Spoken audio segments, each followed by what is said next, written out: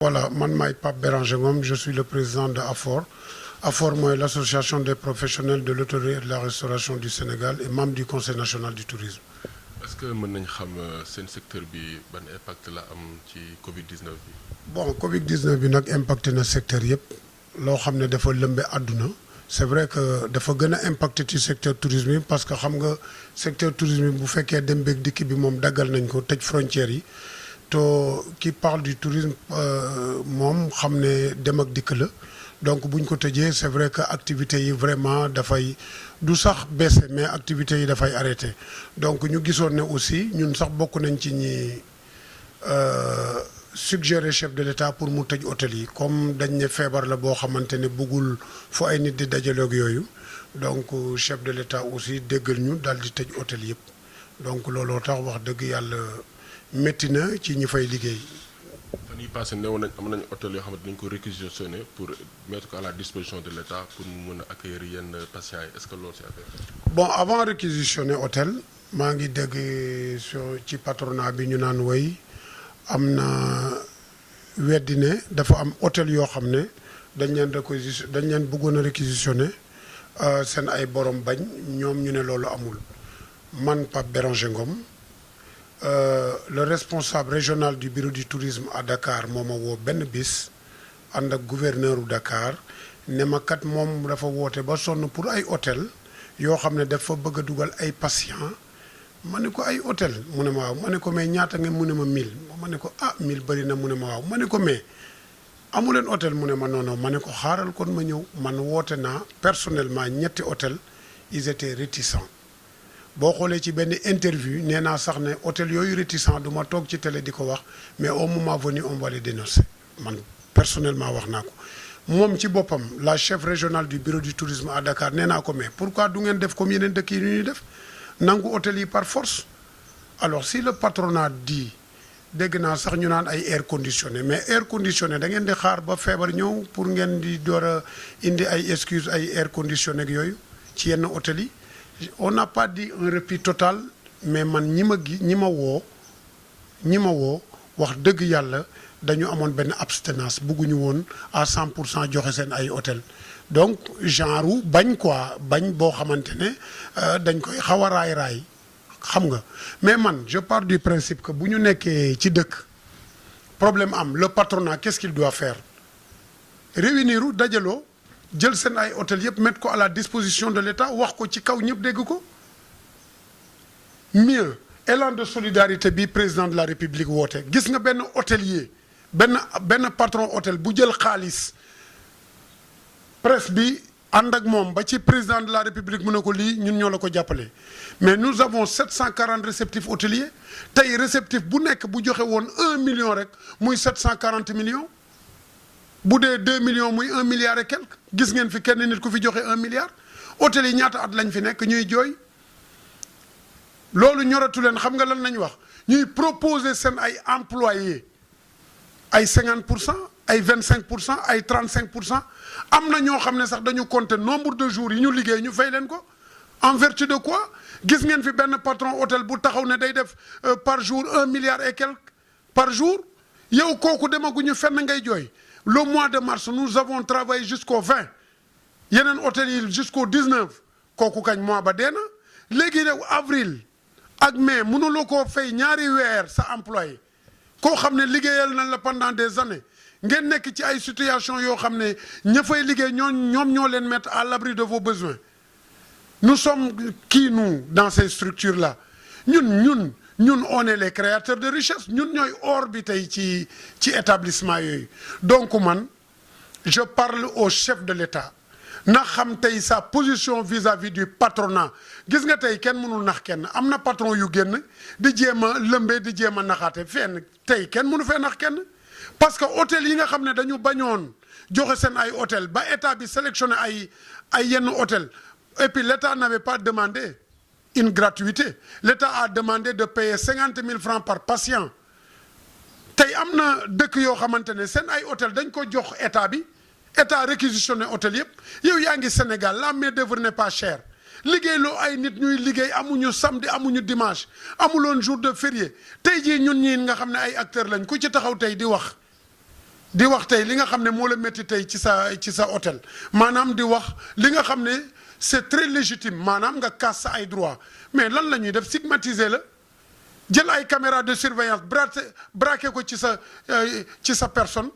loo def tey ñu daal ko gis di ut nuñ la dàqee intimider la di la jaay doole xoxatal la ah on est dans quel pays looloo fi am. léegi pour yow problème bi lan la parce que bu état wootee élan de solidarité ñëpp répondre secteur hôtelier bi répondre pour yow problème ça se situe à quel niveau. mais ça se situe au niveau du patronat amul leneen lu ñu fiy wax patronat bi xam nga lan la benn groupe de personnes la boo xam ne dañuy def lobby la c'est tout simplement ça c'est un groupe de personnes qui font un lobby derrière le président de la République derrière les autres di ko nax di ko wax léegi nag nax bee fi jeex le président de la République. Il n'a qu'à recevoir les acteurs pour nous édifier comment le secteur marche. Depuis Mathusalem, nous sommes aujourd'hui au 21e siècle. Nous n'avons pas ñu jël di ñu nax di ñu def looloo xam ne tey duñ ko def ba pare dans les grandes instances de décision nous voulons y participer les acteurs fu ñuy noccee parce que tout ce qui se passe pour toi est sans toi et contre toi ñoom li ñu bëgg a def nañ ko def ñun ñu toog acteurs yi toog mais lépp c'est derrière nous. dañuy ñëw rek ñu génne benn loi ñun ñu nekk ci loi boobu tey di ci dox mais pourquoi en vertu de quoi nous sommes des acteurs engagés et nous félicitons le président de la République quoi qu'on puisse dire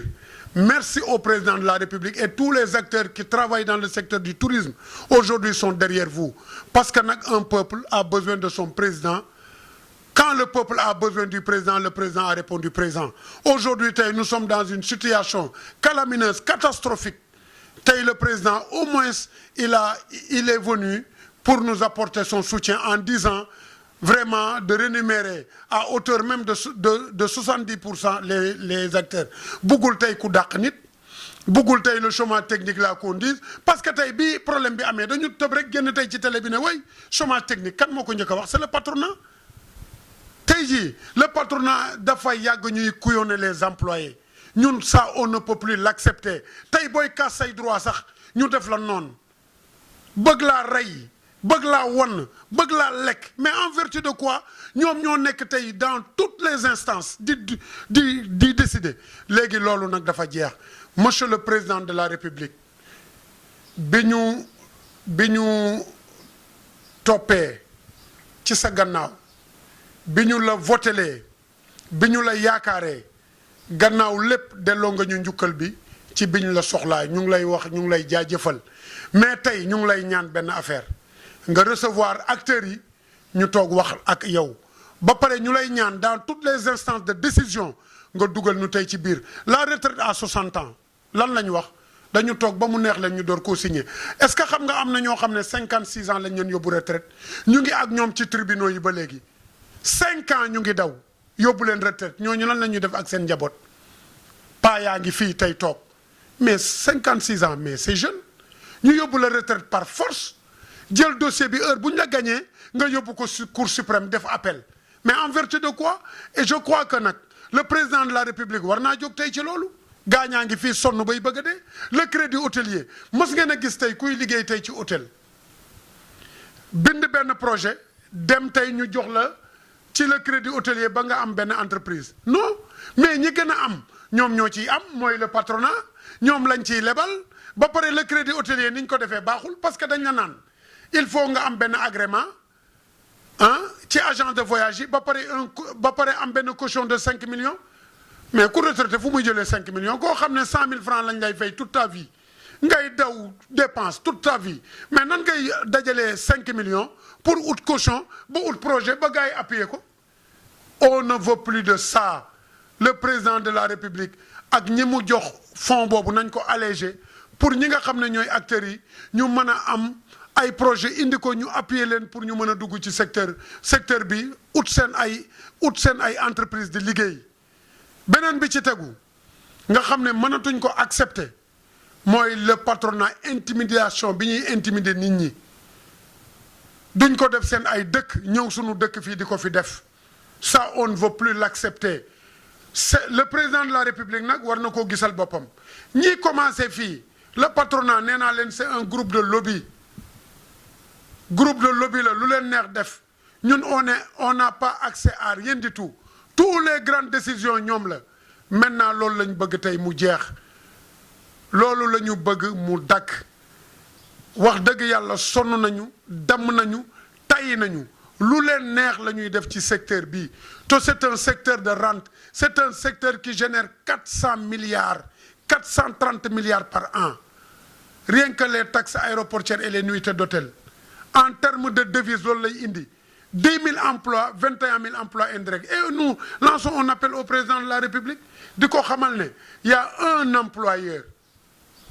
sur 1 million d'employés tey buy faral nañu faral buy déglu nañu déglu bu ñu déglul à 100% sax mu déglu ñu à 50% mais mënoo ñëw di déglu patronat rek lu leen neex rek lañ leen di wax ils sont omnibulés que par leur intérêt personnel jël xaalis dugal seen poste ba mu fees l'appui de 100 milliards là que le chef de l'État a dit qu'il va appuyer le secteur privé mais en contrepartie ñoom lan lañ waroon a def fay les employés comme il faut mais ils ne payent pas les employés qu'est-ce qu'il les propose ay 35 ay 25% am na sax ñu ci ne bind nañ benn protocole interne avec les délégués du personnel ce protocole là j'interpelle l'inspection du travail et les caducs dès lors que le chef de l'État a sorti une ordonnance de décision de payer plus de 70% ku ko fi appliqué wul dinañ def marche même bu fekkee Covid-19 bi waxee na ne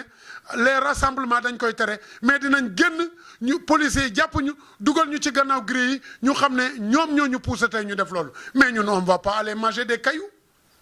on a laissé nos sueurs dans ces entreprises là ku liggéey 30 ans ci hôtellerie 25 ans 10 ans 5 ans mettre à l'abri du besoin sa patron bu amul xel fay ñu comme il faut chef de l'État sunu état ne dinañu indi à hauteur de 100 milliards pour appuyer le secteur privé mais buñ ko deful saa waay ñun lan la ñu war a def quelle doit être notre position on sortira dans les rues et nous allons crier donc nous demandons au chef de l'État de mettre en place une commission de veille et d'alerte boo xamante ne dina dem dans les entreprises ñu xool parce que am na patron yu dul respecter loolu parce que patron yi duñu wax dëgg. Tout ça. Le ministre du tourisme dañ koy tàccu on l'applaudit parce que si notre message est passé c'est par son canal li ñu bind yëpp jàllale na ko ministre du tourisme bu am personnalité lañ am dañ ko nawloo dañ ko naw parce que fii nag ma wax la leen na li tax ministre yi du ñu yàgg ministre bu fi ñëw bu waxee dara contre le patronat mais ñu def ko lobby gars yi jëlee ko fi ba léegi ñaata ministre du tourisme la ñu changé est-ce que mën nga koo compter depuis Macky Sall toog ba léegi mën na am c'est des bons ministres mais ku fi wax lu arrangé wul patronat bi ñu def lobby sànni la ci biti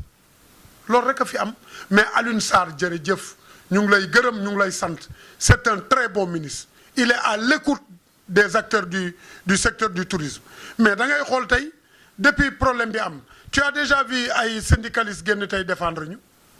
vous êtes des journalistes si vous l'avez vu dites-le moi vous me voyez dans tous les plateaux de télé il y a que l'association des professionnels de l'hôtellerie et de la restauration AFOR moo fi nekk tey di dimbale le personnel dégg naa ci benn plateau de télé gis naa ko benn syndicaliste génn naan nous sommes en commun accord avec le patronat pour payer 50%. Qui a envoyé ce syndicaliste là? Personne ne l'a envoyé. Li mu wax ça n'engage que lui. Nous ne l'avons pas envoyé. C'est faux et c'est archi faux. Et je défie qui condition liggéeykat yi nekk ci hôtel bi noo ko jàngatee. ay jaam lañ leen jàppe boo leen rombee ci mbedd mi bëgg leen a yërëm hôtel bi gën a luxe ka fay liggéey boo ko gisee da nga koy jox de l'aumône mooy sarax di leen liggéeyloo 50 heures par semaine via 48 heures par semaine ak benn jour de repos bu tabaski amee nga liggéey bu korité amee nga liggéey bu 31 décembre jotee nga liggéey fa nga xam ne nit ñi fa la ñu war a toog ak seen njaboot yaa ngi liggéey mel ne mbaam ci établissement bi ñu lay defloo ay coupure yenn établissement yi ñeneen ñi duñ la ko defloo la convention collective elle est caduque, elle est en déphasage total avec les réalités de la vie, elle est ni conforme ni en phase avec le coût de la vie. Nous devons revoir à la hausse cette convention collective-là qui a gangréné le secteur. Bi nga xam ne tey convention collective bi mooy sunu mbëbët mooy sunu xeex ba bu ñu jógee ci lii incha allah loolu la ñuy xeex convention collective bi établissement yi buñ la rombee sax nga for fa ci yenn établissement yi du ñëpp xëy na nga for fa benn mburu sàqami ko sax ñu woo la dàq la jàppe la ab jaam maanaam yow daal da ngay xëy 8 heures de temps liggéey ba guddi li lay war rek mooy nga liggéey ak deeg sa xiif daal di ñibbi sa kër bu weer wi deeyee ñu fay la 75 000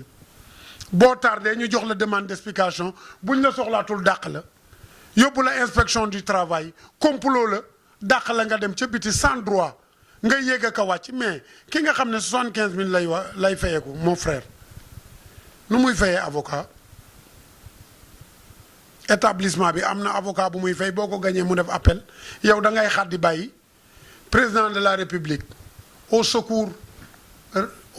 ñu ngi lay ñaan nga woo ñu toog wax ak yow li am au secours nous sommes fatigués secteur bi li muy dugal ci xaalis bari na te mënoon naa dugal xaalis bi gën a bari loolu te nag xam nañ lu bari de on connaît beaucoup de secrets impôts yu ñu jut fay luubal yi am ci suuf patronat bi di def lu bari xam nañ ko donc monsieur le président de la république ñu ngi lay ñaan